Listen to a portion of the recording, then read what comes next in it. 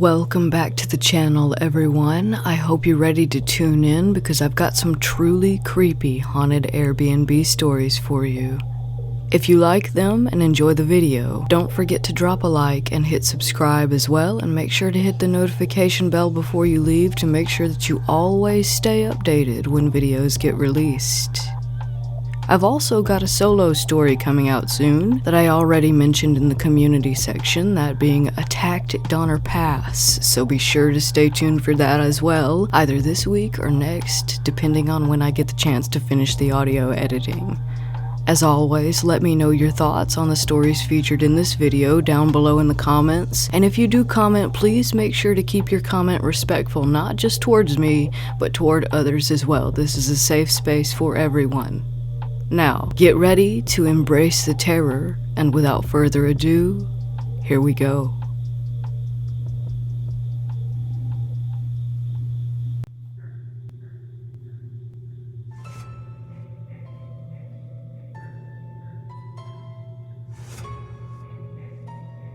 The city had been suffocating me. The constant noise, the never-ending hustle, the relentless pressure. They were all taking a toll on my mental health. I was only 32, but I felt decades older. So I decided to escape. I wanted to go to a place where silence was the loudest noise, where the pace of life was dictated by the rising and setting of the sun. I found a quaint little Airbnb in the countryside. It was an idyllic log cabin surrounded by acres of dense forest. It was far away from the maddening crowd. It seemed like a dream. Little did I know, it was a nightmare in disguise. Upon my arrival, the cabin appeared as charming as it had in the pictures. It was rustic, isolated, and peaceful. As the sun began to set, however, the cabin began to reveal its true colors. At first, it was little things. The way the wood floor creaked underneath my feet when I was standing still. A peculiar smell that lingered in the air, sweet yet metallic. The way the wind howled through the trees, almost like a mournful cry. Then, I started noticing the oddities. The mirrors in the cabin didn't reflect my image correctly. If I moved, the reflection of that movement in the mirror was slightly delayed, as if what I was seeing was actually another person mimicking my movements from the other side of the glass. There were various paintings on the walls. They all seemed to shift when I wasn't looking directly at them. Their subjects would twist into grotesque figures. As night fell, I heard whispers. Soft, eerie whispers that seemed to come from the walls themselves. They spoke of sorrow, loss, and of something darker that I dared not contemplate. Then came the figure. Every night at the stroke of midnight, I could see it in the window. A silhouette standing in the woods, watching. It was always there, unmoving, gazing up toward the house. At me. Despite the terror that gripped me, I couldn't bring myself to leave. It was like the cabin had ensnared me with its strange charm. Every day I would tell myself, that's it. I'm leaving tomorrow. And when tomorrow came, I found myself drawn further into the mystery of the cabin. I asked myself things like, what is this place? What secrets does it hold? Why does it not want to let me go? The questions consumed me, fueling both my curiosity and my fear in equal measure. I had determined that I would either uncover the truth or be taken by it. Days turned into weeks. I found myself pulled deeper and deeper into the hypnotic rhythm of the place. The whispers grew louder. The figure in the woods seemed closer. The oddities became more pronounced. One day, I found a trap door under a worn-out rug. It led to a basement that I hadn't known existed. The air coming from beneath was damp. It was filled with the scent of old earth and something else, a smell that made my stomach churn. It was the same sweet metallic scent that I had picked up when I first got there. In the dim light, I could see things were etched into the stone walls. They were symbols old and unfamiliar, and they crisscrossed in a pattern that made my head spin. The same symbols were carved into a wooden pedestal at the center of the room, upon which sat an ancient, leather-bound book. I opened it with trembling hands. The pages were yellowed with age. They were covered in more of the same symbols from the walls. In the middle of the book was a picture. It made my blood run cold. It was a picture of the cabin. Standing by the window was a figure. The same figure that I had been seeing in the woods every night. But in the book, the figure wasn't outside the cabin. It was inside, and it was staring directly at me. I recoiled, horrified, and dropped the book. The room plunged into silence. I could feel a presence behind me. I didn't want to turn around, didn't want to see what I knew was there, but I had to. I turned around, and there it was, the figure. It was no longer a silhouette, but a ghastly apparition. It was as though someone had taken a snapshot of despair and molded it into the shape of a human being. It reached out for me with a hand that was both there and not there. My instinct screamed for me to run, but my feet were rooted to the spot. I was a statue, a prisoner of my own terror. The apparition touched my face. It was ice cold, yet it burned simultaneously. I felt a wave of emotions flood through me. Sadness, anger, fear, despair. None of them belonged to me. They belonged to it. Suddenly, I was somewhere else. I was still in the cabin, but it was different. It was alive, filled with people. I was seeing through someone else's eyes, feeling their emotions, living their memories. I was the apparition. I saw the cabin as it was, not a building, but a prison. A place of punishment for those who challenged the natural order. The apparition, I realized, was not a ghost, but a prisoner bound to the cabin for eternity. The memories became darker. They were filled with pain. I felt every moment of the apparition's loneliness, every second of its melancholy. It was too much. I screamed, or at least I thought I did. The next thing I knew, I was back in the basement, and the apparition was gone. I left the cabin the next morning. As I walked away, I could still feel its eyes on me, but the sensation of it wasn't the same. It was no longer a glare of menace, but a look of gratitude, as if I had given it something that it hadn't had in a very long time. Company. As I made my departure, I glanced back one last time. There, in the window, stood the figure watching me leave. And this time, it wasn't alone. Another figure stood beside it. This one was familiar. It was me. I had left the cabin, but a part of me I somehow knew would always remain trapped in the isolation of that place, forever bearing the cabin's haunted secret. I've been back in the city for a few weeks now. The noise, the chaos, it's all the same. But I'm different. The cabin changed me in ways that I may never fully understand. Every night, I dream of it.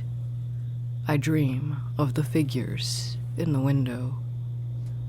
It's not a nightmare. It's almost comforting. Such an odd feeling, being connected to something so far away, something so far removed from my own reality.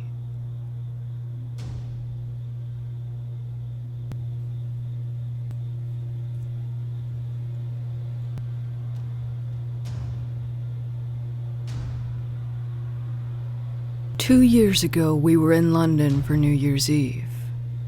We rented an Airbnb. The apartment was beautiful, very much the opposite of the creepiness that you would expect to find at a haunted location. The decor was modern, well-styled, the place was brightly lit, it had an airy vibe to it since it had big windows. With the exception of one thing, it was all fantastic. That one thing, the thing that creeped out not just me, but all of us, was a sketch that had been hung by the front door. It was a black and white sketch of a small child hiding in a doorway. The child had black eyes, half of their face obscured in shadow. It was an unsettling sight that made my skin want to crawl. I don't know why anyone would have chosen that particular piece, let alone for a place intended for hospitality purposes. We all seemed to have the same thought, and voiced our dislike for the sketch to each other. We settled on the belief that perhaps the owner was a bit eccentric, and we quickly forgot about it, as we had more important affairs to contend with, like deciding which pub to visit that evening. Around 9 p.m., we headed out for the night.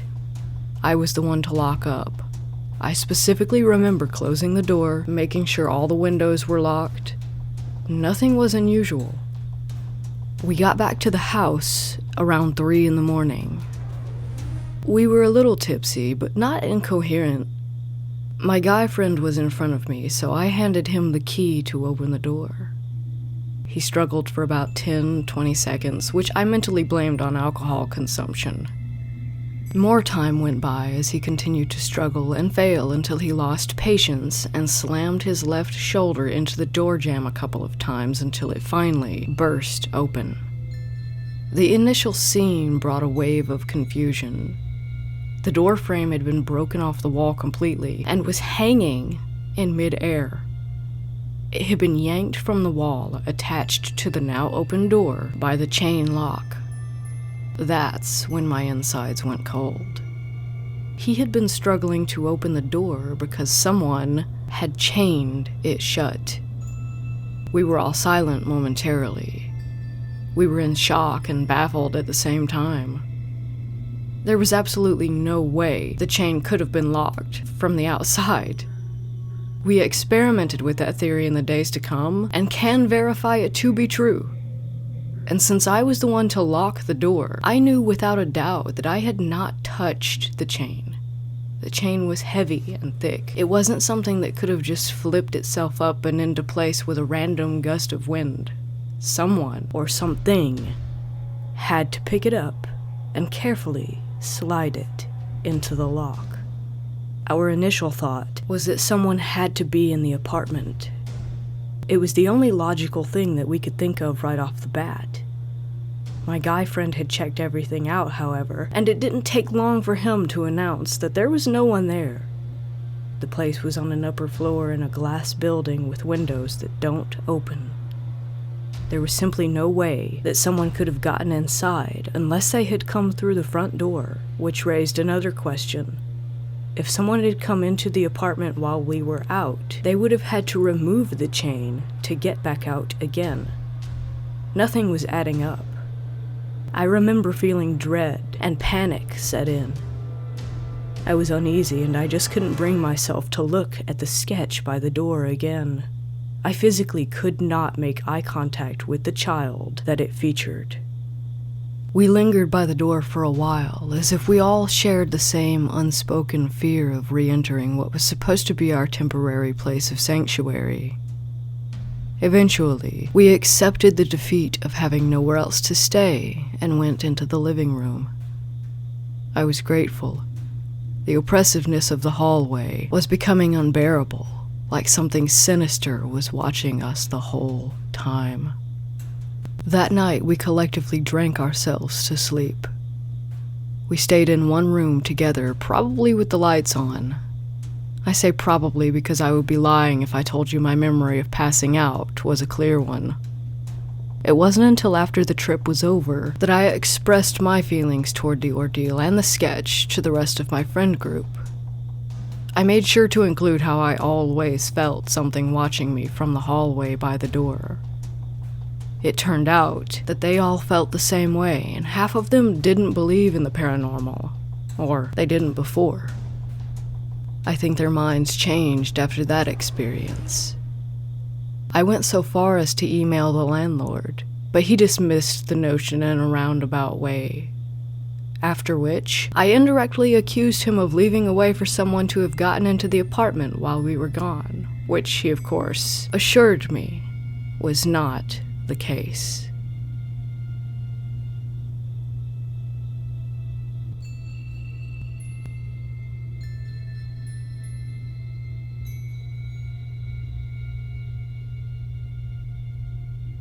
We do a Friendsgiving trip every year in early November. There's typically around 15 people who go, so we always split the cost of a really nice Airbnb.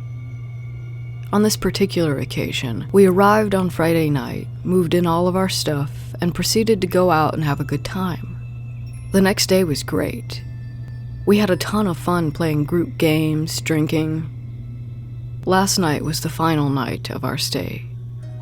We were all upstairs in the living room watching movies on Netflix.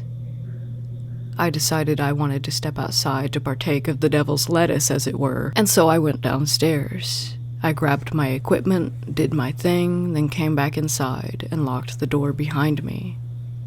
Then my belly started rumbling, but not in the I've got the munchies kind of way, if you catch my drift. There was a bathroom at the end of the hallway downstairs. I decided to do my business there, away from everyone. I locked the door once I was inside, but just as I started to sit down, something happened. There was an obvious force against the door, like someone had banged on the other side of it, and the handle jerked downward. Then nothing. I thought it was my girlfriend messing with me, so I yelled out. I got no response. I wasn't really scared at that point. I still figured it was probably someone just playing around. I yelled a false threat that I was on my way out, and that I had a weapon. I finished my business and waited a few more moments until it felt comfortable to leave. Then I went downstairs and began interrogating everyone. "All right," I told them all. "Who was screwing with me while I was in the bathroom?" They all said no one had been downstairs except me, and that no one had tried to use the bathroom that I was in. I know it's a small event, but knowing it really wasn't any of them messing around or being stupid is what has me spooked. I'm glad to be home.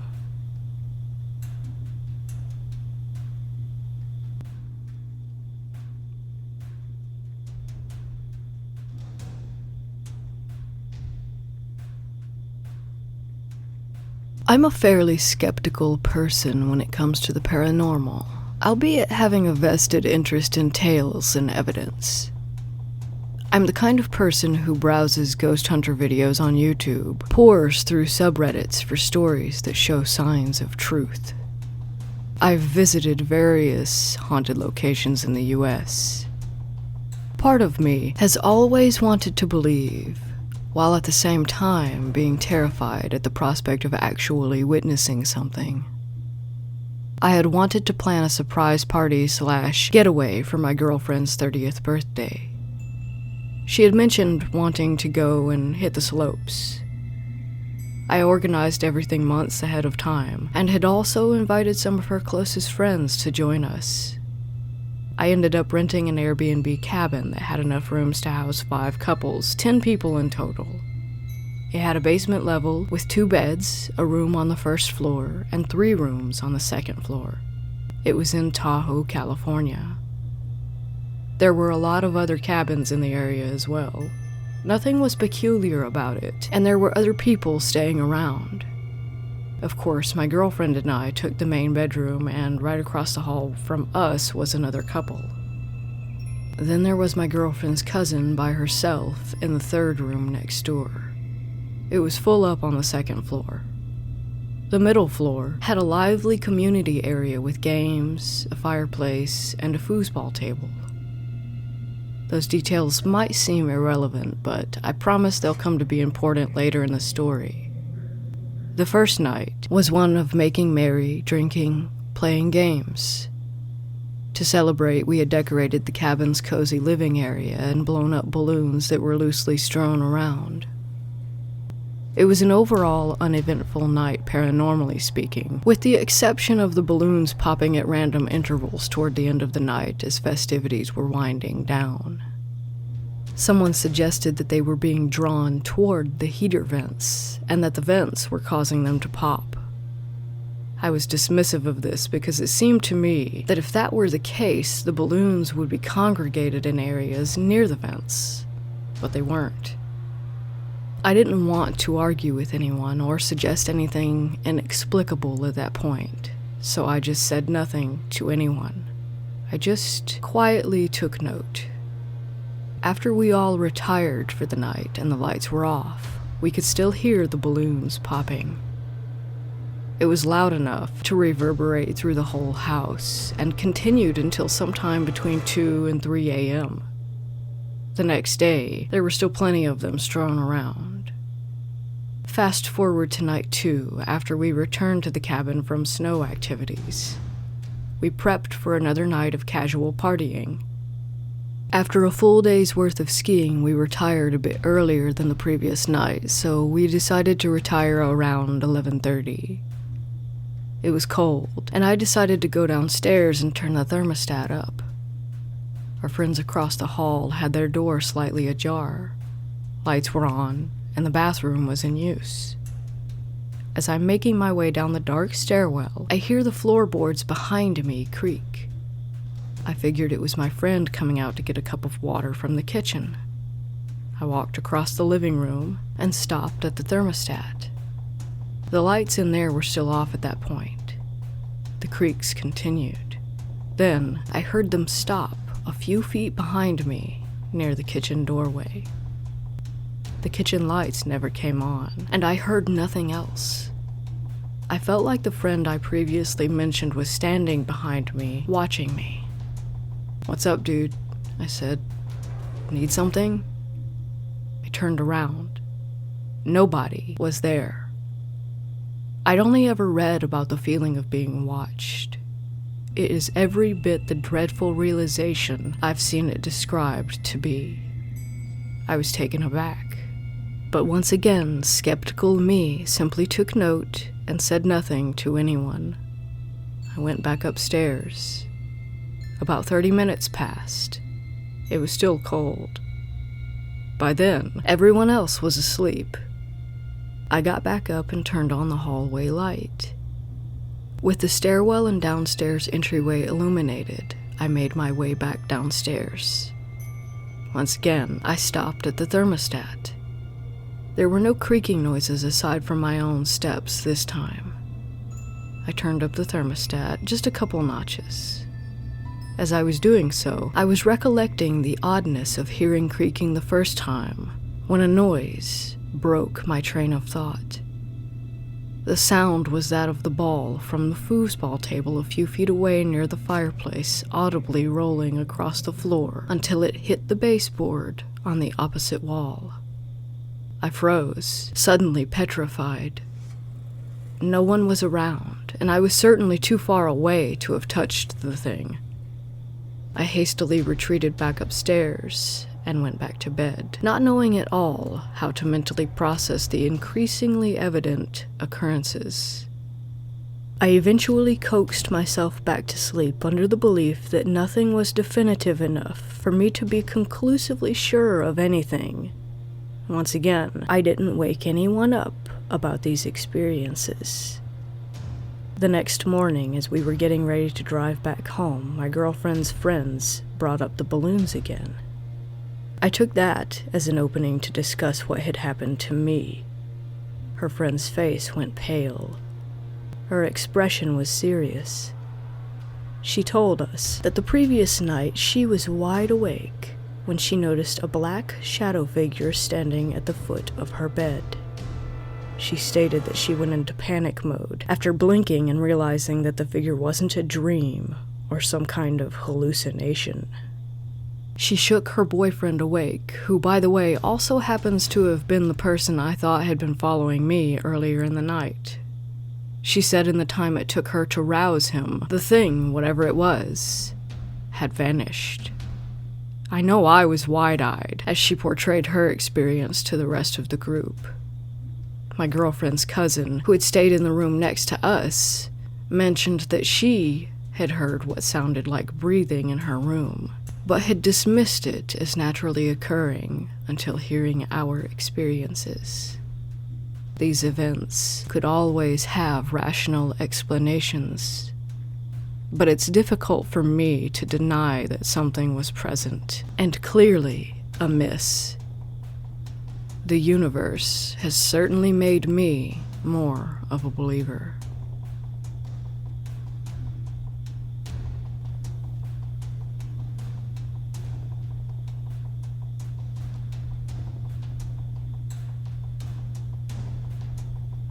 A few years ago, my friends and I decided to book an Airbnb to celebrate Christmas.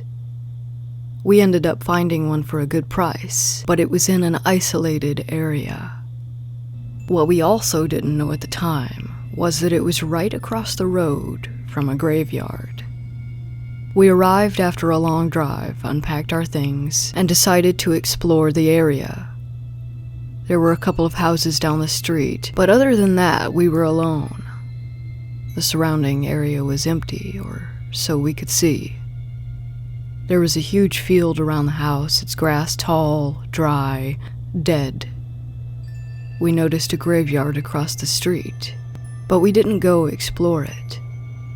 A couple of days later, we were hanging out in the kitchen after dinner. It was already dark. It must have been close to 10:30 p.m. One of my friends suggested it was a good time to go down and check out the cemetery. We talked over the idea for a while. Two of our friends decided to stay at the house. That left 3 of us. We found a flashlight, and off we went across the street. By then, it was a little after 11. We wandered around for a bit, reading the names of graves, scaring each other randomly. The friend who had the flashlight walked away at one point, leaving me and one other person standing in the dark.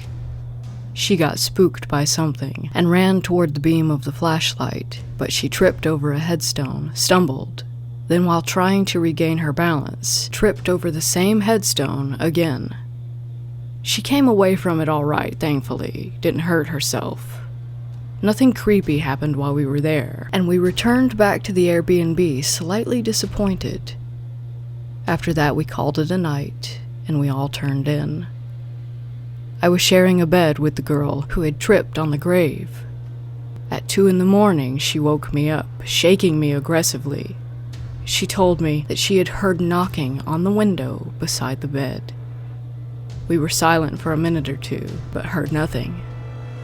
I went to lay back down, and as soon as I did, I heard knocking on the wall. That got me scared. We decided that if we heard it once more, that we would wake everyone else up to figure out what might be going on. Time passed, and both of us were nearly back to sleep when there came 2 sharp taps, this time against the bed frame. We did wake everyone up, but to no avail. They didn't believe us. To this day, neither I nor her have been able to ascertain who or what made those sounds.